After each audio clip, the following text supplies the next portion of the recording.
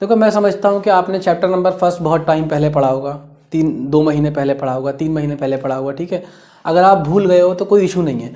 तो सिंपल तरीका है, आप क्या करो, सारे चैप्टर्स में ये देखो कौन से चैप्टर ज़्यादा इंपॉर्टेंट है, ठीक है, जिससे नंबर ऑफ़ क्वेश्चन ज़्यादा आ रहे हैं या ज़्यादा मार्क्स का आ रहा है, आप उन क्वेश्चंस को या उन चैप्टर्स को पहले पढ़ो।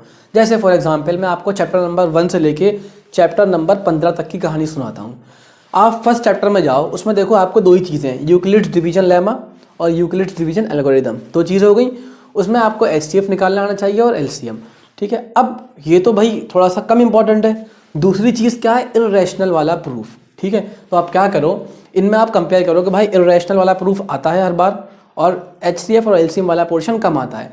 तो आप क्या करो, एक दो क्वेश्चन क्या कर लो, आप एचसीएफ और एलसीएम के प्रूफ पे कर लो, कैसे निकालते हैं। और अदरवाइज आप इसको अगर नहीं भी करना छोड़ सकते हो आप, लेकिन इर्रेशनल वाला चैप्टर नंबर फर्स्ट से, irrational √2 is an irrational number, √3 is an irrational number, √5 √7, ये आप प्रैक्टिस करना बस। अगर चैप्टर नंबर फर्स्ट से आपको √2 इर्रेशनल प्रूफ करने आता है, आप चैप्टर नंबर 2 की तरफ मूव कर सकते हैं, ठीक है।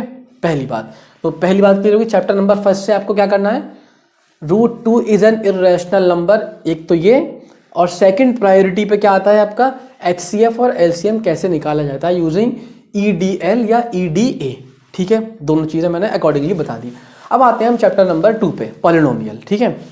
उसमें आपको क्या पता होना चाहिए, याद करो पॉलिनोमियल में जो 2.3 का एक क्वेश्चन है, जिसमें 4 डिग्री का एक क्वेश्चन दे रखा है, याद है आपको, 4 डिग्री का क्वेश्चन दे रखा है, 2 रूट हैं, दोनों इक्वल हैं, अदर 2 रूट्स निकालने हैं, ठीक है, मुझे याद आ रहा है, तो कोई मसला नहीं है। आप क्या करो, 2.3 में जाओ और लास्ट के 2 क्वेश्चन 3 या 4 कर लो, ठीक है। और उसमें अगर आपको एक एग्जाम्पल और याद दिलाता हूँ मैं, आप जब 2.3 से पीछे आओगे तो एक क्वेश्चन आया जिसमें 2 रूट्स इक्वल हैं और 2 अदर रूट्स निकालने हैं, ठीक है। तो अब हम एक कंसाइज में बात करते हैं। चैप्टर नंबर 2 में आपको क्या याद करना है कि अगर ऐसा क्वेश्चन आ जाए जिसमें 2 रूट्स गिवन हैं, 2 रूट्स निकालने हैं, ठीक है, तो ये क्वेश्चन 4 नंबर में, 3 नंबर में पूछा जा सकता है। तो आपको चैप्टर नंबर 2 पॉलिनोमियल से सिर्फ ये वाला क्वेश्चन आना चाहिए, ठीक है। इतनी बातें क्लियर हो गई। अब चलते हैं तीसरे चैप्टर के पास। तीसरे चैप्टर के अंदर अगर मैं याद दिलाऊं आपको, तो लास्ट वाली एक्सरसाइज पे आओ। सबसे पहले आप 3.6 या 3.7 ऑप्शनल से पहले वाली जो है, ठीक है, उसमें आप अगर देखोगे तो एक क्वेश्चन है रूही वाला, ठीक है, और एक क्वेश्चन है वो कौन सा, अप स्ट्रीम डाउन स्ट्रीम वाला, ठीक है, और एक एग्जाम्पल भी है, शायद एग्जाम्पल 15 है, डाउन स्ट्रीम अप स्ट्रीम वाला, ठीक है।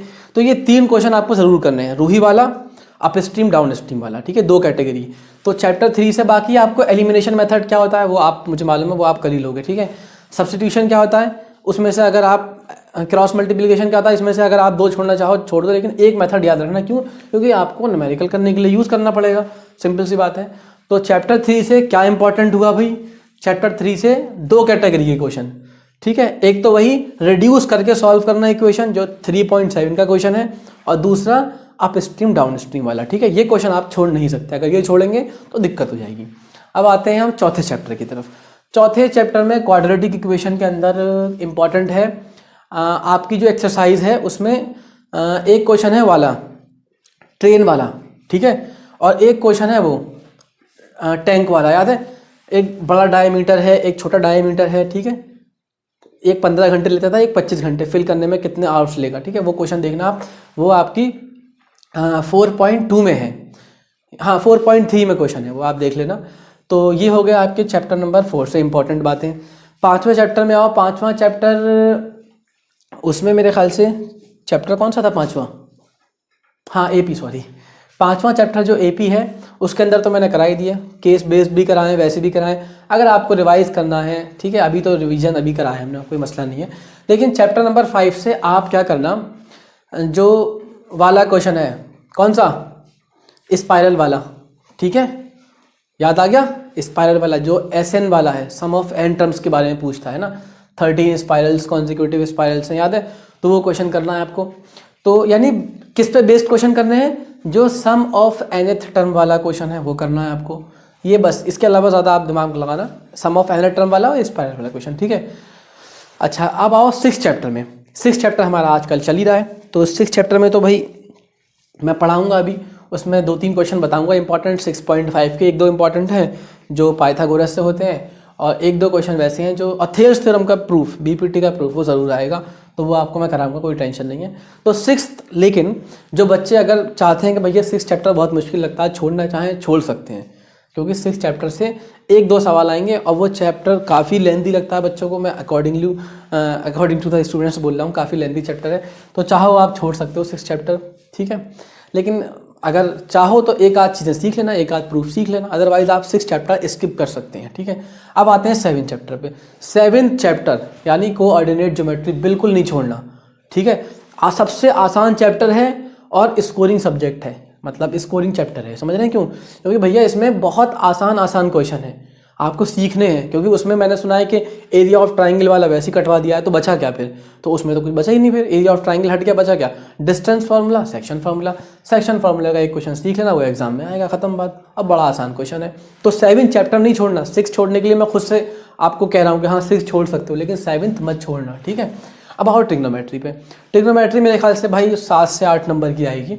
तो ट्रिग्नोमेट्री अगर मुश्किल लग रही हो, अगर अभी तक बिल्कुल नहीं पढ़ी हो, तो ट्रिग्नोमेट्री भी छोड़ देना, ठीक है, मेरा ये सजेशन है। अगर हाँ थोड़ी बहुत आती है तो 8.4 करके चले जाना, ठीक है। अब आओ 9 चैप्टर पे। 9 चैप्टर बिल्कुल नहीं छोड़ना। एक क्वेश्चन 100% आएगा, 4-5 नंबर का, मतलब 3-4 नंबर का, तो 9 चैप्टर बिल्कुल नहीं छोड़ना। एक एक्सरसाइज है, एक्सरसाइज का 15वां और 16वां क्वेश्चन वो इंपॉर्टेंट है, वो कर लेना आप, ठीक है। उस चैप्टर को बिल्कुल नहीं छोड़ना, एक ही एक्सरसाइज ज़रूर आएगी, ठीक है। चलो ये बात हुई 9 चैप्टर की। अब 10 में आओ। 10 चैप्टर बिल्कुल नहीं छोड़ना। क्यों? 10 चैप्टर में 2 एग्जाम्पल हैं बेटा, दोनों एग्जाम्पल में से एक एग्जाम्पल एग्जाम में रखी हुई है, मैं पहले कह दे रहा हूँ, ठीक है। और उसके अलावा जो एक ही तो एक्सरसाइज है, पहली एक्सरसाइज तो बेकार है, उसे छोड़ सकते हो आप। 10.1 10.2 का जो लास्ट वाला क्वेश्चन है, ठीक है, ट्राइंगल के अंदर सर्किल, 3 साइड निकालनी होती है, हेरोन्स फार्मूला वाला सिखाया था वो सब, ठीक है, तो वो ज़रूर करना आप। बस ये हो गई आपकी 10 की कहानी, यानी वो क्वेश्चन कर लेना, यानी वो तो छोड़ना मत यार, आसान है। अब आओ 11 चैप्टर पे। 11 चैप्टर पूरा छोड़ देना, कंस्ट्रक्शन, ठीक है। 12 पे मूव करो। 12 है सरफेस एरिया एंड वॉल्यूम।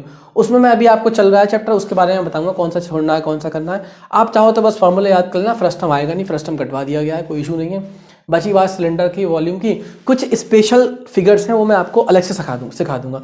तो अगर आप चाहो तो 12 चैप्टर छोड़ सकते हो अभी के लिए। क्यों? क्योंकि जो 12 चैप्टर का इंपॉर्टेंट पार्ट है, जो एग्जाम में आना है, मैं उसके लिए एक लेक्चर प्रोवाइड कर दूंगा आपको। 110% गारंटी है भाई, उसी लेक्चर में से एक क्वेश्चन आएगा, ठीक है।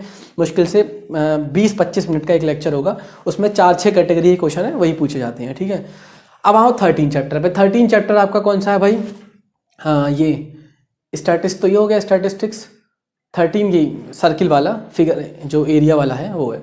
तो उसमें ही मैंने बताया था कि आपको लास्ट के 3-4 क्वेश्चन कर लेना, क्योंकि वो बहुत सिंपल क्वेश्चन है, उसे पूरा मत छोड़ना। 30% 40% करके रखना, मेरा कहने का मतलब ये है बस, ठीक है। और अब आओ 14 चैप्टर पे, स्टैटिस्टिक्स। स्टैटिस्टिक्स बच्चे क्या करते हैं, छोड़ जाते हैं यार। स्टैटिस्टिक्स क्यों छोड़ रहे हो? मैंने कहा ट्रिग्नोमेट्री छोड़ सकते हो, 6 चैप्टर छोड़ सकते हो। स्टैटिस्टिक्स के अंदर सिंपल 3 फार्मूले रटने होते हैं, बस फार्मूला लगाना सीख लो, मैं समझा दूंगा, और है ना, फार्मूला लगाना सीख लो, कोई बड़ा तोप नहीं है। फार्मूला अगर आपको अच्छे से लगाना आता है तो सिंपल क्वेश्चन है, इतना बड़ा कैलकुलेशन थोड़ी है। 3 नंबर 4 नंबर का क्वेश्चन 100% रखा है, तो क्यों छोड़ के जाओगे, ठीक है। तो 3 फार्मूले हैं, मीन का फार्मूला, मीडियन का और मोड का। और मीन का मैं समझता हूँ कि जो 3 मेथड हैं, डायरेक्ट मीन मेथड और एज्यूम्ड मीन और स्टेप डेविएशन, ठीक है, उसमें से कोई एक ही आएगा। और मोस्टली जो चांस है, जो लास्ट ईयर आया था शॉर्टकट मेथड यानी डायरेक्ट मेथड, तो वही आपको करके जाना है, ठीक है। 3 फार्मूले ज़रूर सीखना है, इसे मत छोड़ना। और 15 चैप्टर है प्रोबेबिलिटी, उसकी मैंने पूरी कहानी आपको अच्छे से लेक्चर प्रोवाइड कर चुका हूँ, आप देख लेना। उसके अंदर आपको मतलब वो छोड़ना नहीं है आपको, पहली कह दे रहा हूँ, ठीक है। तो ये 1 से लेके 15 चैप्टर तक की कहानी है।